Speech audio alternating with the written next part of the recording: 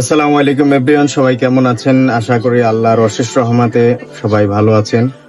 তো আপনাদের মাঝে আসলাম খুবই একটা গুরুত্বপূর্ণ ভিডিও নিয়ে।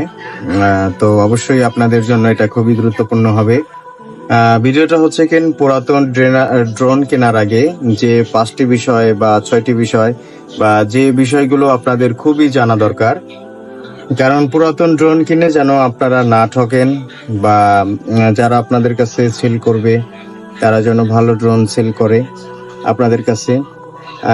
তো এটা সবার জন্যই ভালো, যারা পুরো বাজেট একটু কমের জন্য যারা পুরাতন ড্রোন কিনতে চান, যে আপনাদের পুরাতন ড্রোন দরকার, সেই ক্ষেত্রে কিছু নীতি অবলম্বন করতে হবে এবং কিছু জানা জরুরি এবং কি কি দেখে পুরাতন ড্রোন কিনতে হবে সেই বিষয়ে আর কি আলোচনা করব।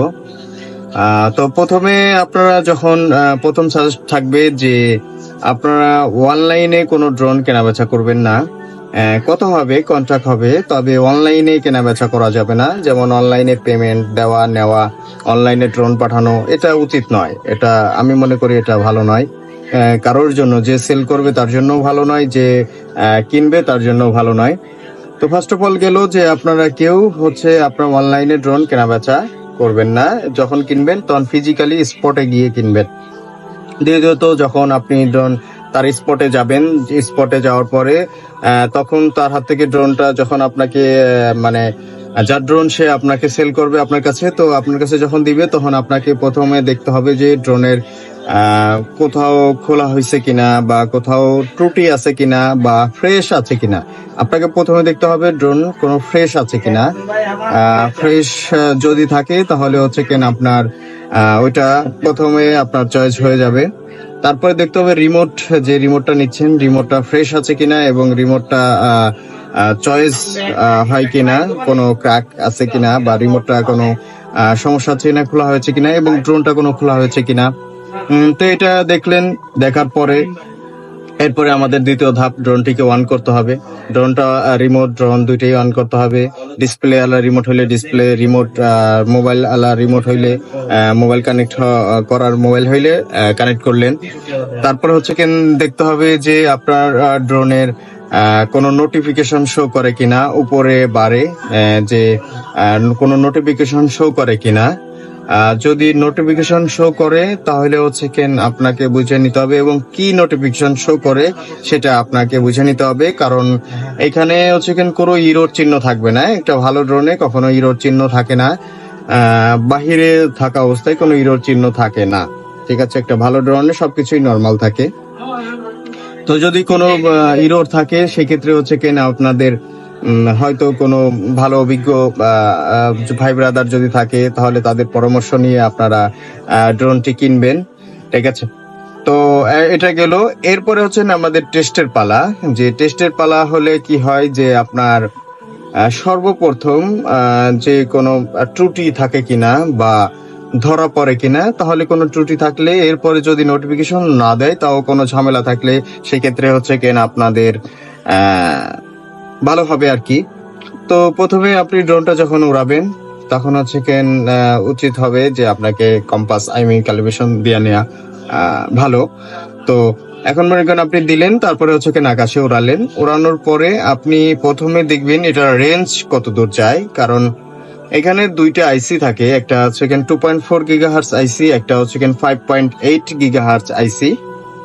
তো আপনার অধিকাংশ 5 গিগাহার্টজ আইসি, যে সেকেন্ড হ্যান্ড যে ড্রোন গুলো হয় প্রথমবার ক্রাশ করলে বা ড্রোন ক্রাশ করার পরেই আপনার 5.8 গিগাহার্টজে নষ্ট হয়ে যায় বা দুর্বল হয়ে যায়। কেন নষ্ট হয় বা কেন দুর্বল হয়, সেই ক্ষেত্রে যে রানিং ক্রাশ, ড্রোনটা যখন রানিং অবস্থায় আছে তখন কোন আইসিতে কোন ট্রান্সমিশনে এটা সিলেক্ট ছিল। যেমন এটা তো অটো দেওয়া থাকে, তো ওর মতো করে ও মানে চেঞ্জ করতে থাকে। 2.0 যায়, 5.0 যায়, তো ডুয়েল ব্যান্ডও থাকে। তো আপনার যে অবস্থায় ওটা ক্রাশ হবে সেই আইসিটা দুর্বল হয়ে যাবে। সেটা যদি 2.4 গিগাহার্টজ আইসিতেও থাকে তাও এটা আপনার দুর্বল হয়ে যাবে। আইসিটা যদি 5.0 থাকে তাও দুর্বল হয়ে যাবে। তো এখন ওইটাকে আপনাকে টেস্ট করতে হবে ডুয়েল ব্যান্ডে দিয়ে, অটো করে দিয়ে আপনাকে দেখতে হবে যে ড্রোনটা কত দূর যায়। সাধারণত মিনি সিরিজের ক্ষেত্রে আপনার 1 কিলো এনাফ, 1 কিলো 1.5 কিলো গেলেই মোটামুটি মনে করব বাংলাদেশের জন্য এটা চলে। তবে যদি আপনার 500 মিটার যায় দূরে, তাহলে মনে করব মোটামুটি। এর আগে যদি 100, 150, 200 যদি ডিসকানেক্ট হয়ে যায় অটো দেওয়ার পরে, 5 পয়েন্টে দেওয়ার পরে, ডুয়েল ব্যান্ডে দেওয়ার পরে, তাহলে মনে করবেন এটার নেটওয়ার্ক আইসিটা দুর্বল আছে। তো এটা দেখতে হবে। আর এবং আপনাকে 2.4 দিয়ে টেস্ট করতে হবে কেনার সময়, এবং 5 পয়েন্ট দিয়েও অটো দিয়েও টেস্ট করতে হবে আপনাকে কেনার সময়। তো এটা যদি সবকিছুই ভালো থাকে তাহলে তো আলহামদুলিল্লাহ।